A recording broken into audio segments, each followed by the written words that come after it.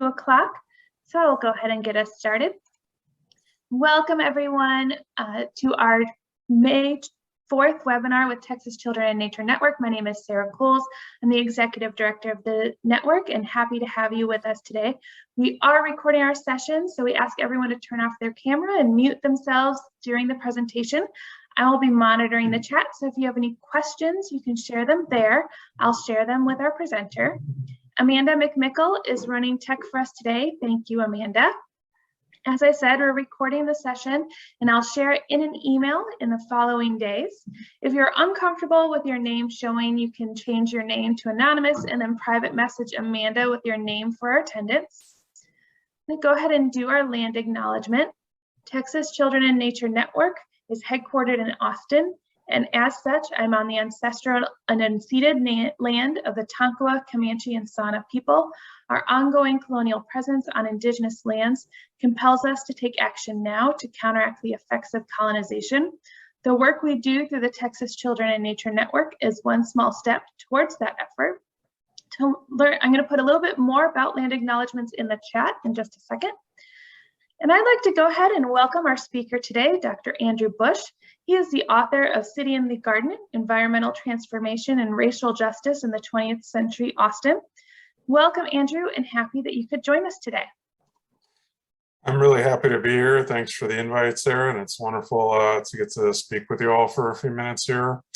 I'm going to be speaking about green gentrification equity in Austin and Texas cities. My research that this book is based on obviously concentrates on Austin, but I'm going to try to make a few connections to other Texas cities towards the end of the talk. And I'm very excited for this also because I'm actually headed to Texas this Sunday for a 6-week research trip for my next book, which is about high tech in Texas.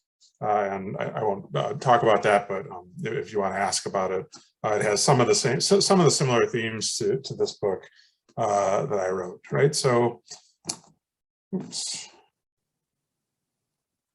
There we go. Okay, so just some basics to kind of get us started. The idea of environment and equity, or racial urban environmental justice. It's often called the idea that minorities and poor people are more likely to bear larger environmental burdens and enjoy fewer environmental benefits than whites or more affluent people. So this is a large kind of field of study, and it's mostly emerged, although it's kind of spread over the last decade or so into a number of different sort of perspectives and fields. Studies tend to deal with industrial hazards or workplaces. When I write about Austin, I write about a city that's very different, that isn't a very industrial city. I don't concentrate so much on workplaces or industrial hazards, but rather on the way that environmental planning, environmental amenities have these disparate effects for minorities. And I concentrate a great deal historically. So I argue that in Austin, we see this through the city's history in a variety of ways. And this is a group called PODER, People in Defense of Earth and Her Resources, which is one of Austin's largest and most prominent minority environmental justice groups protesting at an animal shelter in East Austin in 2007. Right, so today we're talking about green gentrification, which is a more specific kind of part of this broader idea of environment and equity. And this term is used to describe how green and sustainable policies, development and planning increase values, drive up prices, and cause displacement within cities. So many of the features of being green are very attractive, right? As we all know, newer aggregate living spaces, access to open space, access to natural space, integrated into living space, et cetera. People like these kinds of things, right? So the demand for these types of places, and especially when they're situated, transit-oriented development, especially when they're situated within existing urban structures, sometimes which have been disinvested for a long time. And that really happened and is still continuing in Austin. So this is part of, to me, a broad effort among academics to begin to understand how progressive policies often exacerbate racial and socioeconomic differences. So what are they called externalities by economists or sociologists like the way that programs that we see are programs that we feel like are positive in one way have these kind of negative outcomes that we didn't really recognize or plan for previously. And I think in many cases, gentrification is a part of that. Right, so for Austin, Austin is the story that's told about Austin is this sort of idea of unmitigated success. And from an economic and demographic standpoint, it's really hard to argue with that. I just was looking this morning. Austin's the fastest growing of the 100 largest cities in the United States over the last year. It's really one of the fastest growing over the last 30 or 40 years. It's considered to be a creative city. Richard Florida's creative city list had Austin at or near the top for many years. Well, that was still a thing. So the idea that it's a tolerant, welcoming, progressive city with a very vibrant and diversified economy based around technology and culture. And certainly Austin's progressive environmental reputation precedes it. It's won a number of awards from urban planning to programs that it has for things like rainwater collection, wastewater management, all kinds of things, right? And you see here this image that shows people moving from all over the country to Travis County. Texas as well, right? Growing much faster than any other state, probably in some of the years over the last couple of decades, growing as fast as the rest of the country combined. So many people are moving to Texas. That's causing a lot of problems, obviously, in Texas now as well. So it's got this creative cultural economy that I just mentioned. It's a non-industrial place, so it doesn't have the kind of industrial infrastructure, industrial labor force that have been difficult to overcome for many cities in other places. It's got an environmentally progressive history and environmental reputation.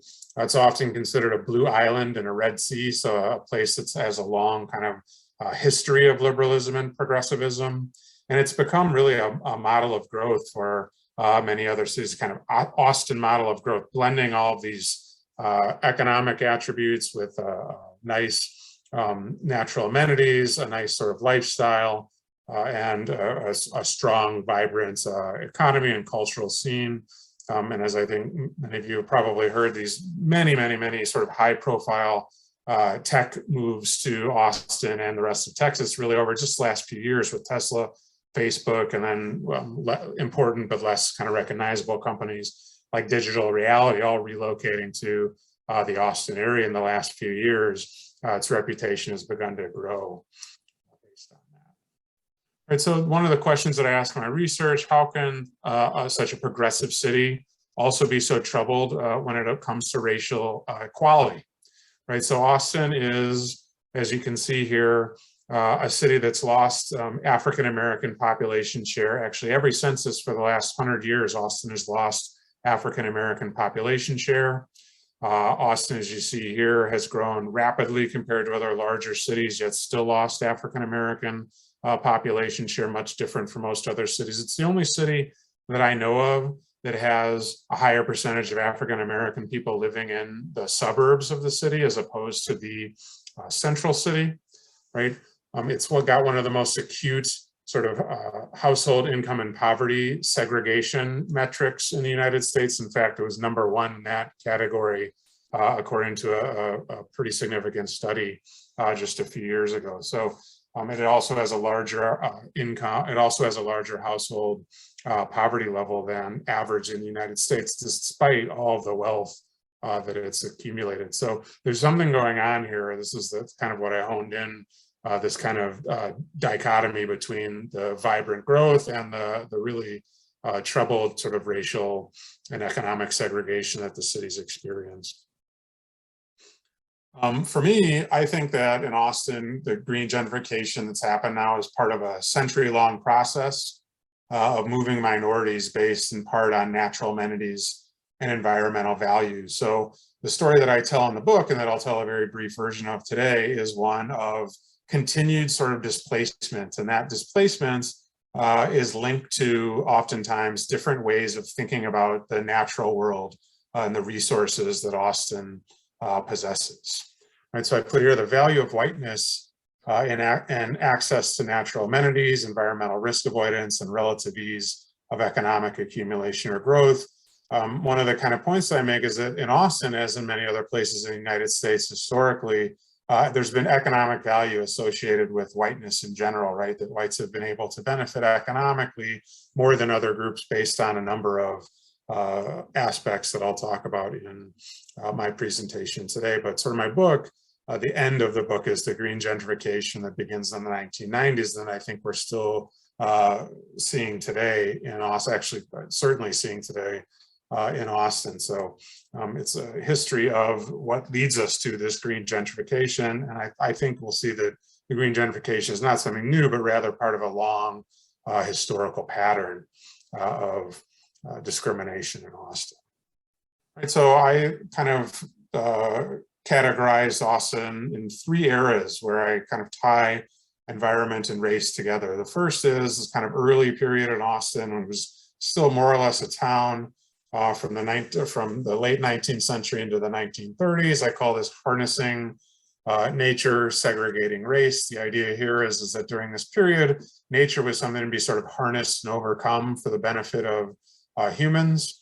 And as nature is harnessed and overcome, segregation is required to sort of benefit from that harnessing of nature as much as possible. In the post-war era, after World War II, roughly through the 1960s or 1970s, the idea was commodifying nature and containing race. So at this point, nature becomes not necessarily something that's already sort of been overcome. Nature is something to commodify, so to turn into a commodity and to profit from. And what that requires is containing race. So the policies that allow, for example, for a sort of safe suburbanization in Austin, or for water to be monetized in Austin in several different ways, requires containing the urban and racial aspects of the town sort of out of view in other places, away from where the commodification is taking place. And then finally, the era from the 1970s or 1980s to the present, nature or the environment becomes something to be defended, right, against, especially in Austin, against overdevelopment, something that we use because we love it, something that sort of defines our city as a place that people love. And what this requires is, in some sense, displacing race. And this is where the green gentrification comes in. And in my argument, it's what leads to that dispersal of African-American and to a lesser degree, the Latino population to suburbs and away from the areas that are now seen as defending nature. So in Austin, the Central East Side and downtown are places that if we direct development into those places and away from the natural areas on the west side over the aquifer, the Barton Aquifer, or the Edwards Aquifer, excuse me. This is a way to directing development into these places is sort of a way to save Austin as a natural city, but that ultimately requires displacing the people that lived in those places, or many of the people that lived in those places. So I try to connect urban planning, environmental ideology, racial geography, and the different strategies for economic development that the city undertook. And here's an image of a baptism at Barton Springs in the 1930s. So if you've been to Austin, there's a good chance you've been to Barton Springs. Barton Springs is a place that's really considered sort of a very important area. To some, probably like a sacred area in Austin. It was what the modern environmental movement kind of coalesced around in Austin, but it was also a site of segregation, right? It was also a public park, which was segregated up through the 1960s and 1970s. And so as the Barton Springs is very important to many people who love Austin, it's also a sign for other people who may love Austin as well of segregation and lack of access to natural spaces. Right, so in the first part, as I mentioned before, nature is something sort of be harnessed and overcome for human benefit. The benefits, though, only really accrue to white people, and they create this kind of segregated city that was segregated before, but not sort of in the same way. Here we have 2 images of Austin. One is of a dramatic flood on Waller Creek in 1915 there, as you see on the right side, that destroyed a bunch of buildings and killed probably 30 or 40 people in the city, mostly minorities, when it flooded. Austin was subject to all kinds of environmental kind of catastrophes in the era before it had been improved with dam and other water capture technologies. And so it was always a difficult place to live because of it always being kind of a risky place because of the flooding that was so impactful there. And it just lacked kind of stability.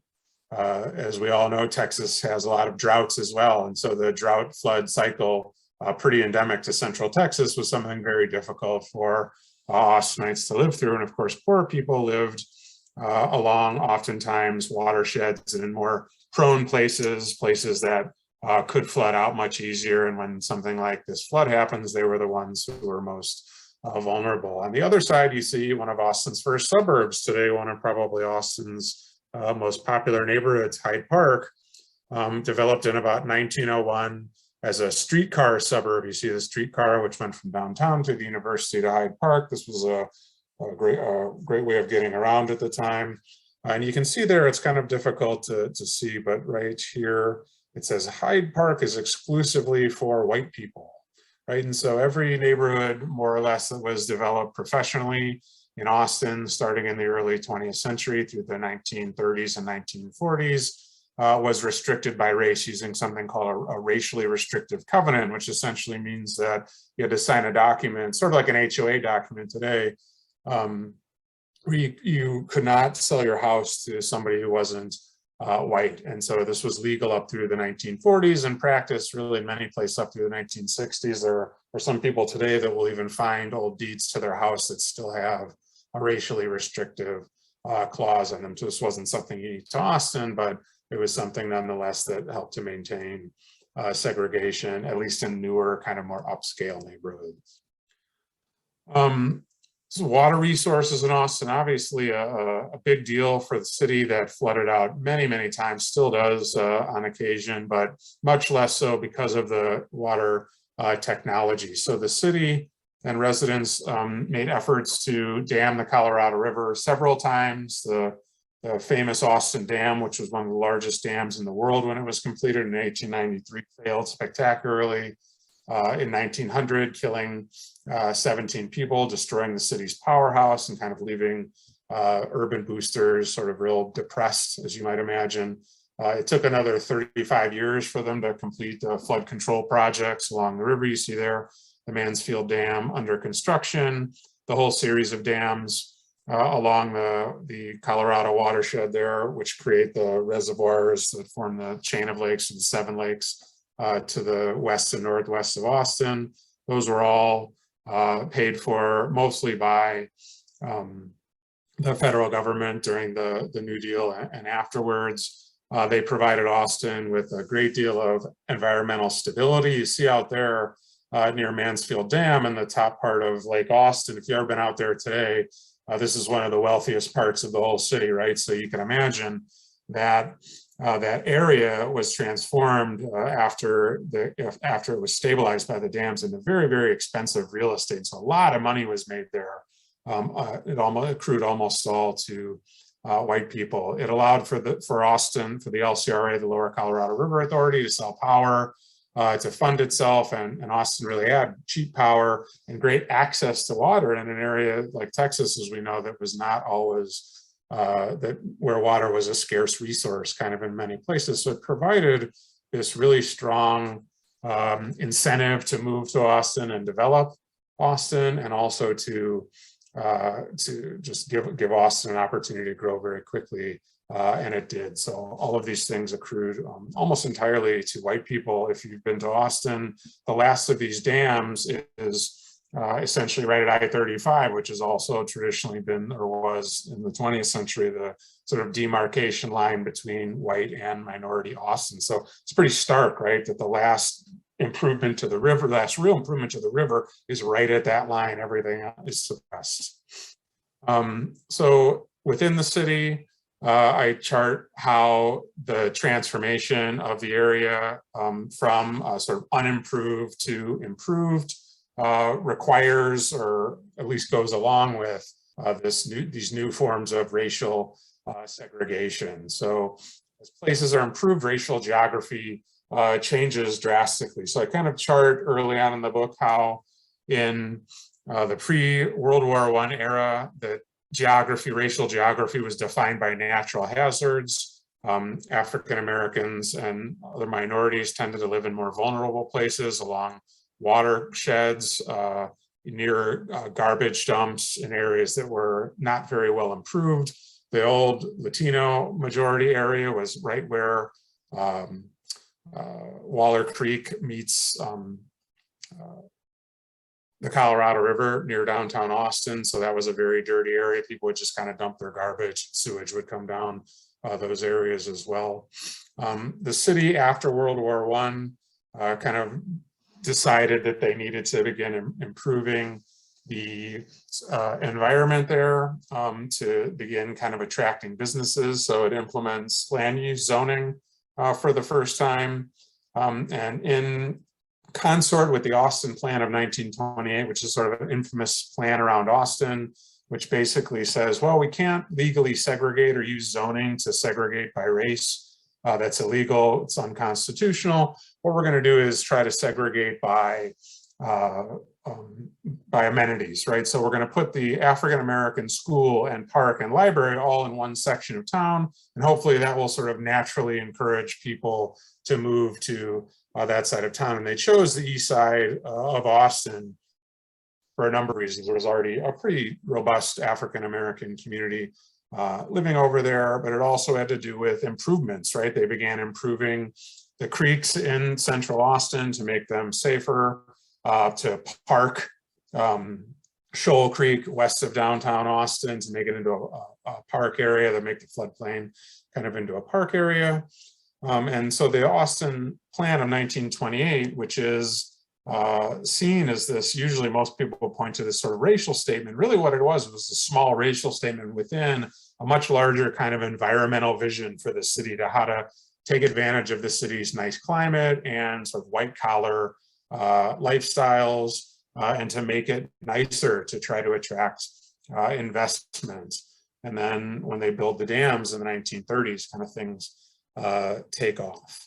Right? And this is a picture here of the Homeowners Loan Corporation Residential Security Map, also known as the redlining map, which was created in about 260 cities in the United States during during the Great Depression as a way to try to reinvigorate the housing industry, right? In the Depression, one of the things, nobody wanted to build houses. So this was, or buy houses either. So this was a way that the federal government would kind of decide who are we going to give mortgages to? Who are we going to, where are we going to guarantee mortgages? And you see these red areas. The reason why they're called redlining maps, essentially the red areas were off limits. The federal government should not guarantee mortgages in these areas. Blue and green areas were okay for that. And oftentimes in many cities, they correlated strongly to race and to zoning. So what happened was, as the city incentivized African Americans to move to East Austin, this kind of big red spot right here,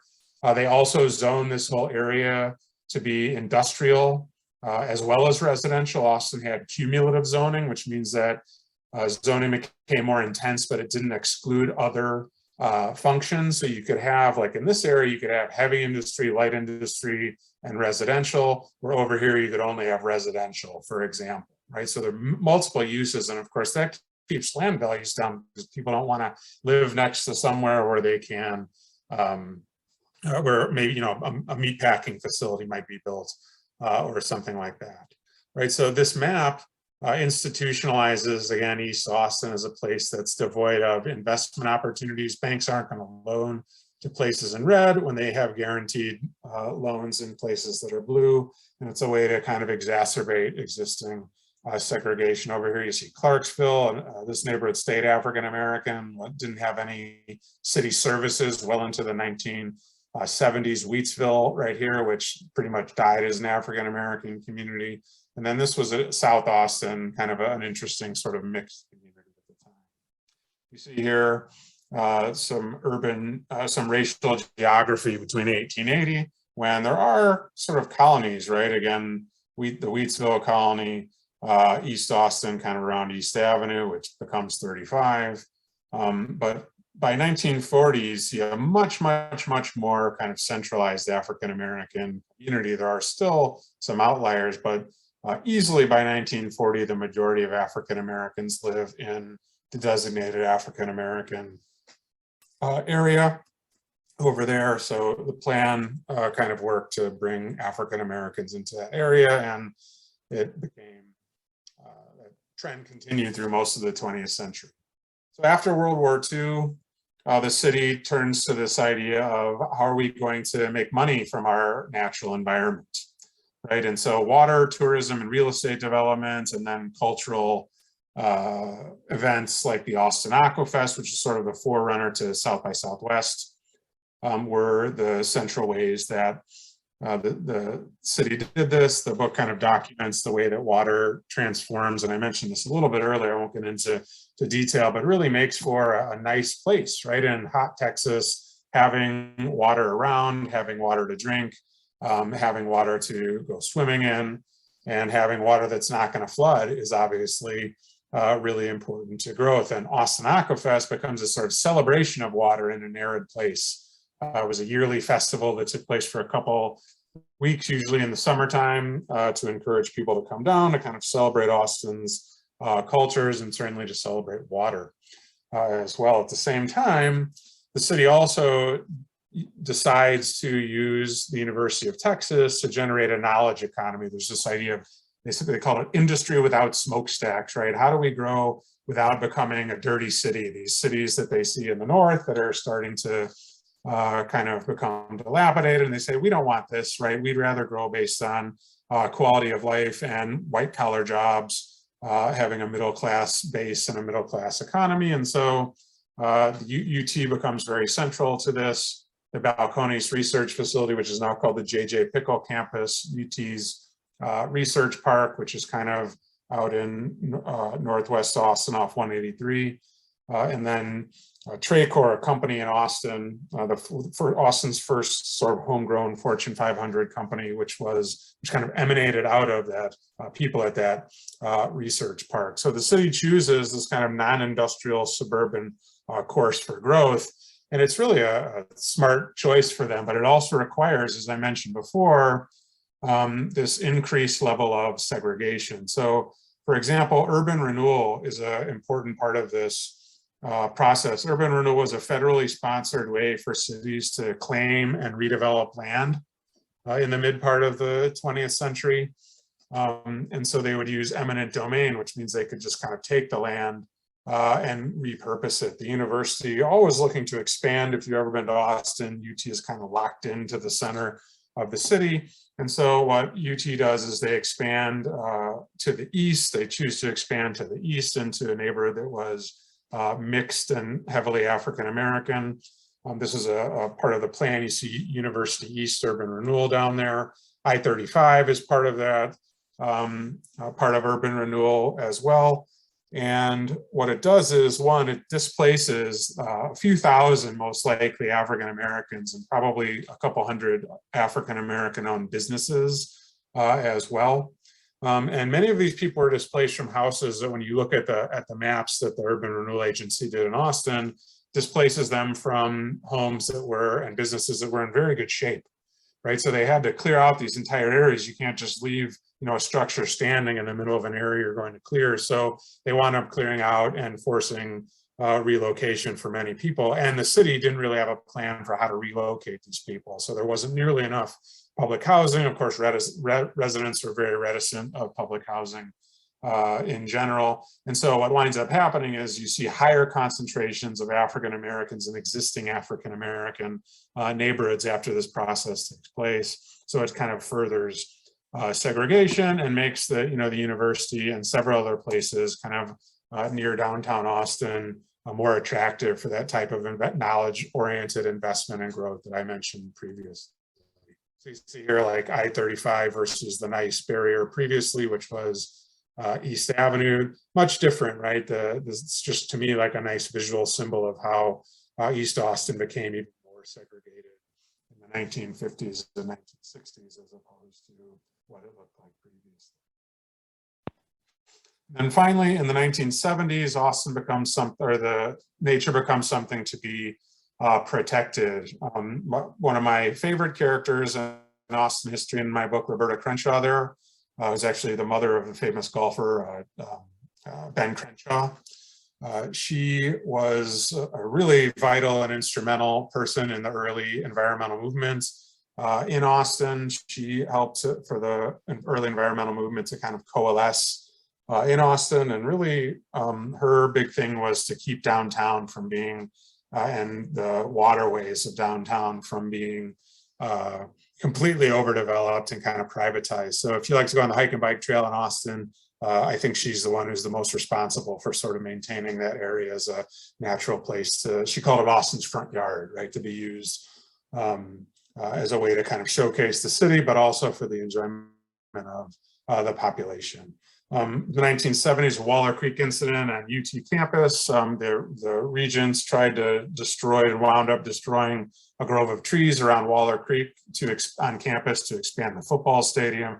And this coalesced a number of interests, kind of leading to the rise of environmentalism, along with neighborhood organizations that began growing during this time as well, in many ways as a response to the kind of growing overdevelopment and, of course, people seeing that the natural places that they love in and around Austin being developed and really changing, that tends to be what generates threats for people as well. So environmentalism, to my mind, becomes the core concern of Austin's liberal coalition. There were many liberals in Austin who were interested in many other things, but to my mind, environmentalism was the sort of the widest encompassing issue of the day. At the same time, you have these Eastside groups that emerge during this time as well, but they're very different. They're what's called subaltern environmental groups. So the mainstream environmentalism tends to focus more on preserving environmental characteristics, important places, animals, things like that. Subaltern environmental groups tend to be populated more by minorities, and they focus more on community cohesion, right, health within their communities. The more kind of, if we're thinking of like Maslow's hierarchy of needs, the things that they concentrate on tend to be more sort of central to survivability and life, and to their own kind of well-being, as opposed to the more outward focused mainstream environmental concerns. And of course, that's because they perceive their communities to be much more under attack, and sometimes under attack even by environmentalism, which they commented on several times. Mainstream environmentalism in some ways affected the East Side. I'm a little bit short on time, so I'm not going to get into that too deeply. You can ask me about it in the chat if you'd like. And I make the argument that this wasn't really a matter of intent on the part of the mainstream environmentalists, but rather perspective, right? The city's sort of bifurcated geography meant that they just weren't used to, like, I use the term mental map. They weren't able to see what was happening in other places. It's like it almost wasn't even there, the East Side for them. And so they thought of the East Side in ways that maybe weren't thinking about the community communities living in those places. So it wasn't something that they necessarily did, or that they wanted to do, but it's rather the idea that sort of history is with us, and it creates the way that we look at the world and our cities and geography, right? So in the 1980s, right, the really rapid growth of Austin, you see there's a map on the right side, land in Austin. So how big was the city by decade? In the 1950s, it was just the gray area, and each decade kind of it grows more. So you can see between the 1950s and the 1990s, the actual physical imprint of the city grows by a great deal, probably 300% or so. That's written about in Scott Swearingen wrote a book called Environmental City, which details how that happened really, really well. And again, I don't quite have time for it now, but research firms move into Austin en masse beginning in the 1980s with the Microelectronics and Computer Corporation there, which was a federally sponsored research consortium, which moves into Northwest Austin, kind of the research-oriented area that grows around the Balcones facility, kind of out at 183 and Mopac in that area, if you're familiar.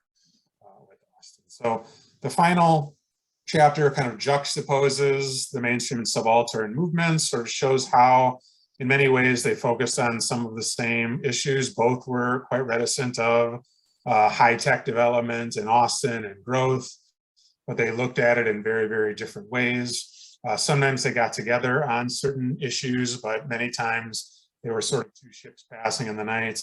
And it's, I don't know if sad is the right way to put it, but they're definitely had different perspectives. And I don't think that either reached their full possibilities because they weren't able to kind of see eye to eye all the time. Right, so you see the two different groups, the Poder over there on the one side, on the right, on the left are the mainstream environmental people in Austin fighting against or fighting for an ordinance to curb development in 1991 in an effort to sort of save Barton Springs, this area that, as I mentioned before, is considered sacred, or if not sacred, quite important in Austin. The end of my story is this kind of green gentrification, and it's somewhat ironic, as I mentioned previously, because the environmentalists kind of win in Austin in the 1990s, right? They elect the Green Council, led by Mayor Kirk Watson in the late 90s. Everybody on the city council was either an environmentalist or had some kind of relationship to, or was a supporter, let's say, of environmentalism. And environmentalism becomes institutionalized in the city. And what happens is Austin embarks on these new sort of zoning and just urban beliefs, I guess, in the 1990s. They change the zoning in Central and East Austin. They pass two large bond packages that are basically to increase development or to guide development into downtown. They buy about 30,000 acres of undeveloped, or they buy the rights, development rights to about 30,000 acres of land in West Austin to sort of ensure that that won't be developed anymore. And they basically slow down development in West Austin markedly in certain environmentally sensitive areas a great deal with this. And everybody's kind of happy, right? The developers are happy because we're getting incentives to develop in other areas, more in the central core and the eastern portion of the city. The environmentalists are happy because they are saving part of the city, essentially part of the city that they care about a great deal.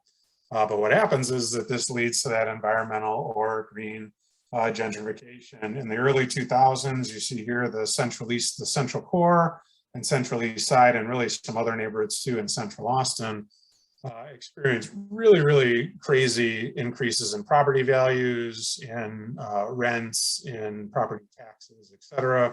This is a pretty quintessential sort of environmental or a kind of new urbanist structure that was built in East Austin not long ago in the corridor. Some neighborhoods in very central East Austin have experienced more gentrification than just about anywhere in the United States over the last 10 or 20 years. I haven't seen the new census data. It hasn't come out yet, but between 2000 and 2010, you can see here on 2000 on the left, this is African Americans. In 2000, you see the Central Eastern Core, heavy concentrations of African Americans, the purple, red, and kind of darker beige areas there. And really through this whole area in Central East Austin, a traditional area where they've been living. You see here by 2010, very, very different, right? Very many fewer people of color are living in those places. And that correlates, I think, very well to the drastic increase in the amount of African Americans living in suburban locations in Austin during that time. Right? It's a little different with Latinos. This is a little bit bigger map. This is a traditional Latino area in East Austin, although Latinos are much more spread out, and there are many more of them in Austin than there are African Americans. But you can see here, this solid purple area turns mostly to red and even some to beige over here. So those are the areas that underwent the most significant gentrification. As far as other Texas cities, I'm sorry, I talked a little bit more than I planned to. The research that I found on here all actually just come out of this, like Houston and Dallas are both experiencing high rates of gentrification, but to my mind, from what I can tell, it appears less driven by green changes, although in Houston, transit-oriented development has kind of spurred the process along. So when there's a higher density developments like you see over here in East Houston, and they're near public transit stations, that's usually what happens, that we want to decrease the human footprint, right? So we want to live in tighter spaces, and it requires public transit. Quality public transit requires people living in more dense configurations. Oftentimes you start seeing landscapes that look like this, tighter living quarters. Oftentimes that can lead to displacement, but in general, I think that Texas cities, the other Texas cities, have done a pretty good job. There was a study just published by the Kinder, it wasn't published by the Kinder Institute, but the Kinder Institute out of Rice University, which is really a great resource for understanding Texas urbanism, including gentrification, green gentrification. I'll show you the website here in a second. Basically said that the large development of open space, the Trinity River Park at Dallas, Buffalo Bayou Park in Houston, has not really led to extensive gentrification thus far. And the author, who is from University of California, Los Angeles, made the argument that in many ways this is because those cities have made a very concerted effort to avoid gentrification with open space, right? So the green gentrification, mostly what I write about and concentrate on is this way that kind of changes in housing preference and lifestyle preference lead to gentrification, but just putting parks in places can also lead to gentrification. It seems like Houston and Dallas have done a pretty good job with that thus far. One worrisome question I have moving forward, and of course, because these cities are growing so rapidly, gentrification is going to happen probably in them simply because people aren't going to want to live. There's a limit to how far people will travel from work and things like that if they have the means to. So with cities expanding rapidly outward, as Houston and Dallas especially are, that's probably going to lead to gentrification in and of itself. But those cities have very lax building codes, right? Relative to other cities, they're relatively flat, right? So you can kind of build almost endlessly moving outward. Austin is not like that. So one of my worrisome questions, and this is a question of, again, externalities, as I mentioned previously, is gentrification more acute in Austin, especially because of more stringent land development regulations, meaning we just can't develop in Austin legally and probably with good reason the way we can in other Texas cities. So is that kind of what's leading to these problems? And I'll show you this website, right? The Kinder Institute is a really great place to go to find out what's going on in Texas cities. It's a research institute out of Rice University that does their own studies and also aggregates other studies on Austin. So with that, I went for about 40 minutes. I went a little over, I'm sorry. But I'd like to open it up for questions. I hope that you found the talk informative. Thank you, Dr. Busch. Our first one is from Sophia, and she was just wondering if you can share the link to this study. To my own study? I think to this one that you were just talking about at the Kinder Institute. Oh, sure. Yeah. So if you just go to, and I'll send the Kinder Institute materials to you, Sarah. Perfect. Yeah, and then I'll send that link out in our follow-up email. Yeah, they really do all kinds of things about, especially Houston, but about all Texas cities. It's a really good resource if you're interested in these kinds of things. Any other questions to share? Please feel to put them in the chat. We have a question about any insights about trends in the San Antonio area. So I am not familiar. There wasn't a whole lot written on San Antonio that I was able to find. My impression from knowing what I know about San Antonio is that San Antonio is probably experiencing less acute forms of gentrification, less acute gentrification than other Texas cities are. But I'm not sure on that. That's a city that I didn't really have a chance to take a look at. I apologize. I haven't read anything about it. And so Great. Our next one is from Jen. She asks, do you have any suggestions for Austin to avoid exacerbating environmental gentrification as we embark upon the Park Connect transit build out?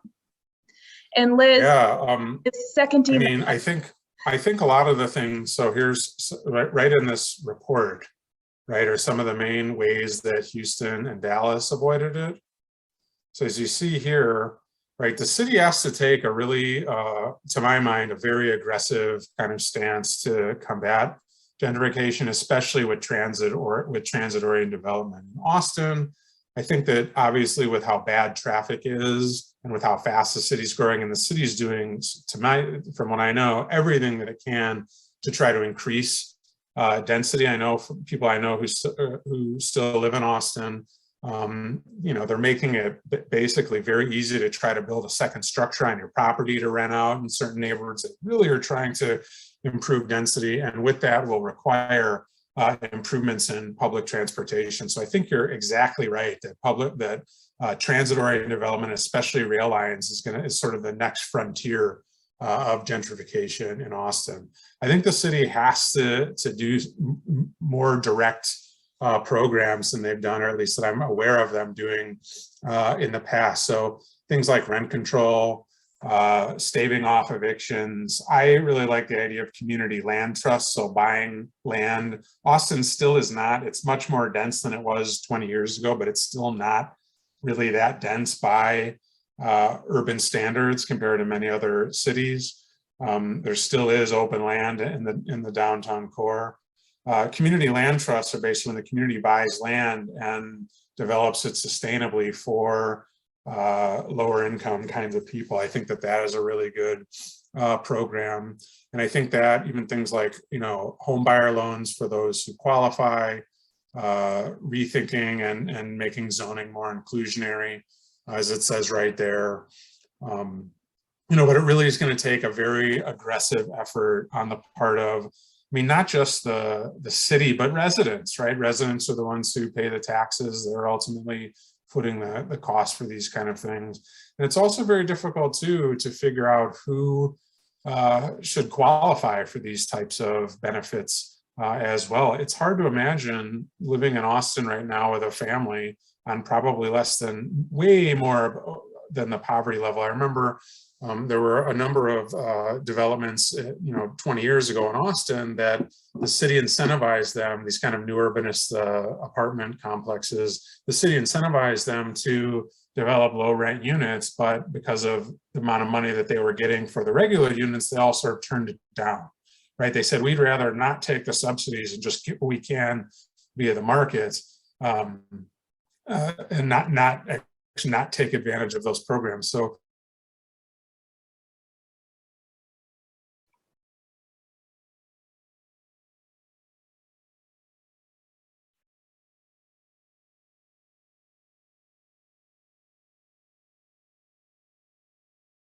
but I think that, again, the kind of more aggressive actions on the part of the city are the only way you're going to combat it at all. We have another question from Beth. She says, do you know of proven ways to combat green gentrification as Austin continues to grow? Like you mentioned for Dallas and Houston, would providing more parks or green spaces in areas traditionally underserved by parks help? So one of the problems is that you have to be really careful. Parks oftentimes do lead to gentrification because people want to live near those parks, right? So one of the things that they've been doing in Dallas and Houston, as we say here, is to really monitor when new parks are built, especially these big kind of showcase parks, like the park around, I can't remember the name of it off the top of my head, but the park around the Trinity River in Dallas, is to really concentrate on those areas and on vulnerable communities within those areas to try to protect them from potential gentrification, right? The hard thing about gentrification is it's the market, right? It's just what people are willing to buy for a piece of property. And another thing is that a lot of times people who live in those communities want gentrification to a certain degree. right? If they own property and their property is appreciating like it is in other places, they want to take advantage of that the same way other people want to take advantage of appreciating property values as well, and maybe move to somewhere cheaper.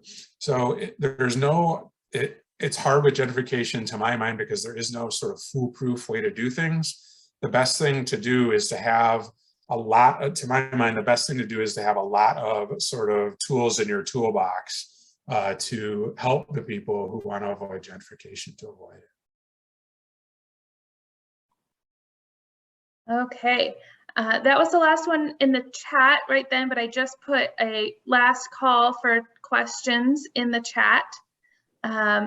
So in the meantime, while I'm waiting to see if any more come through, I will say I put the evaluation for today's webinar in the chat. So if you could please fill that out, that would be fantastic. And we do have another question. Can cooperatives play a role in slowing down green gentrification? I would imagine so. Yeah, that's not something that I've studied a whole lot, but I would imagine so.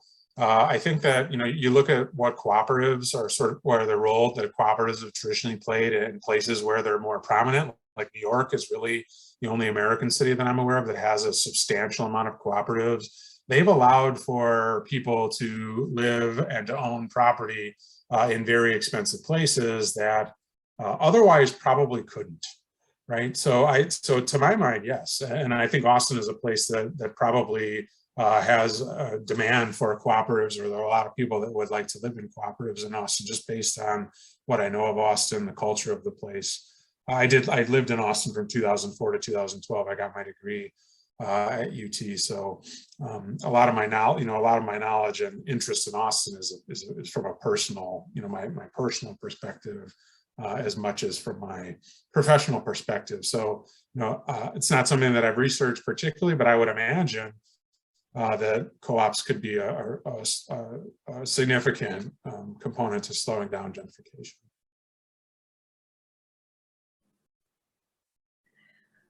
Well, thank you so much for your time today. We really appreciate it. I will be sending out the recording, just if anyone's wondering. But thank you again, Dr. Busch.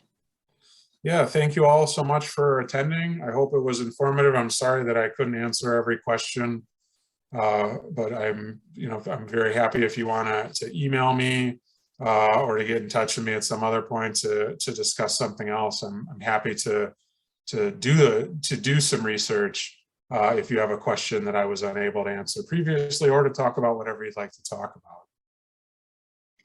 And our webinar next month will be on creating activities that students love and teachers use. And we'll be sending out that registration link in the follow-up email as well. So thank you, everyone, and have a fantastic rest of your day.